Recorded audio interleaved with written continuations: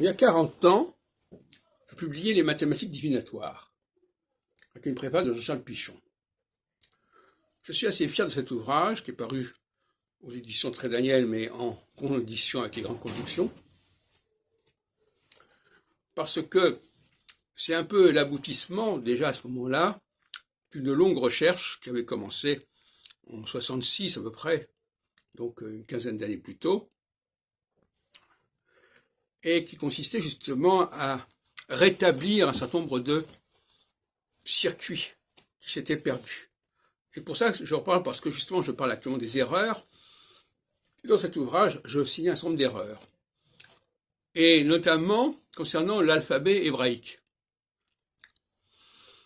Dans cet ouvrage, je signale que le commentaire que l'on a gardé de l'alphabet hébraïque dans le Sefer Yetzirah, le livre de la création, ne correspond pas à l'ordre de l'alphabet tel qu'il nous a été transmis. Notamment le Aleph est une lettre mère, une des 4 lettres mères ou des 3 lettres mères, il y a encore un débat là-dessus. Et donc, la première lettre de l'alphabet devrait être le Kof, et pas le Aleph. Il y a eu des permutations comme ça. Et donc, en se servant du commentaire d'un texte, on peut rétablir le texte lui-même. C'est ce que j'ai fait, entre autres.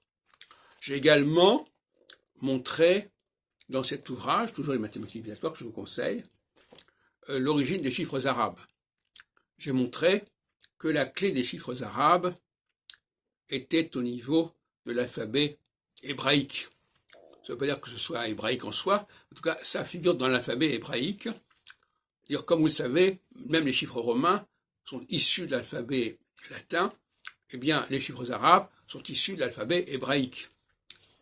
Même si les origines, on pourrait en discuter. Et voilà ce que j'ai prouvé dans cet ouvrage, donc les mathématiques divinatoires, qui est paru il y a 40 ans.